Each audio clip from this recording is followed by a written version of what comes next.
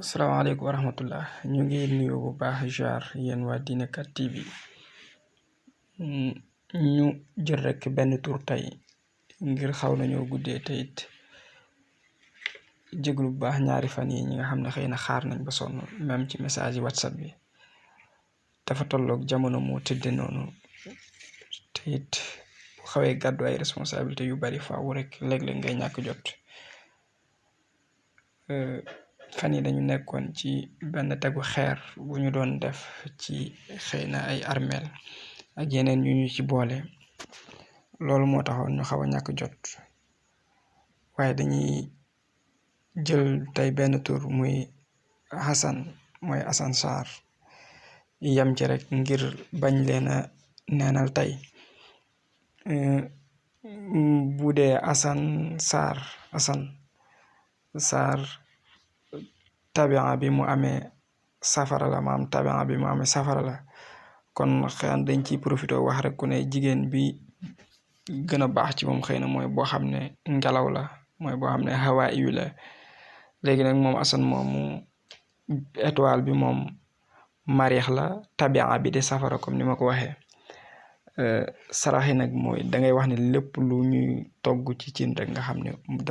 dañ koy tàngal laata ñu koy lekk mën na ko saraxe waaye li ci gën nag mooy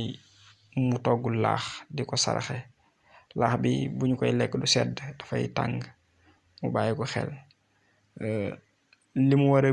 bëril ci dundam tamit mooy di def istixfaar mooy astaxfirullah loolu nag daanaka amul lim lu mu ci mën rek lu mu ci def moom istixfaar boobu doy salaatu ala nabi nag 92 moom la koy def salaatul fatihi 92 salaatul fatihi xëy na dina ko xam mooy allahumma salli ala sayyidina muhammadin il fatihi lima uxliqa ba mu jeex pour ma bañ a guddal vidéo bi léegi bu dee heure bi nga xam ne étoile bi day taxaw te moom moo di mariix mooy heure yi ma lay bëgg a wax nga bàyyi ko xel ñu njëkk a jël bu dee guddi gi altine ci guddi nga xam ne danga naan ba seddi talaata maanaam lundi ci guddi ba seddi mardi kon danga naan étoile bi dafay taxaw minuit lay daal di ñëw taxaw kon heure boobu xëy na loo ci naafila loo ci ñaan yàlla mën na la ko nangul bu dee mardi étoile bi dafay taxaw ci guddi gi 21h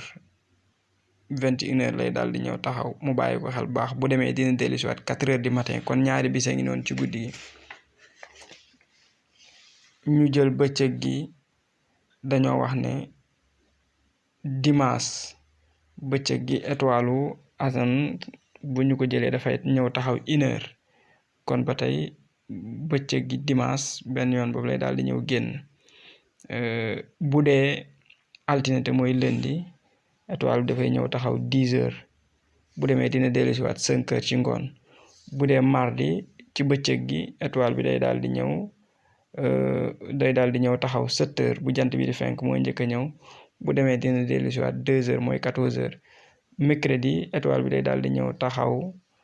11h mu bàyyi ko xel bu demee dina dellusiwaat 6h ci ngoon kon ñetti heure ngi noonu kon ñu yem foofu ngir xëy na xaw nañoo guddee ndax mel na ni 2h moins 1h43 kon 1h du matin 43 kon ñu yemani foofu naka la nit di def mu ne liir alxuraan nag fàttewuma ko dinaa ci dellu si incha allah bu soobee yàlla dafa fekk ne loxo bi moo xat rek kon ñu yem fii ba beneen yoon incha allah di leen ñaanal yàlla defal ñëpp tawfeex ci barke alxuraanul karim at mi nga xam ne moom lañuy waaj a génn yal na yàlla suñu borom def at yi ñu war a dugg yëpp dàq ko ci barke alxuraan ci ñi nga xam ne dañoo fonk lislaam gën a yokku ñi mën alxuraan gën a yokku ñi xam seen diine gën a yokku njariñ yi tamit ci wàllu àdduna gën a yokku ndax wabtaqi fi ma ataka allahu daara allaxira waaye nag wala tansa nasibaka mina dunya la alxuraan wax kon yal na yàlla def jàmm ak salaam jërëjëf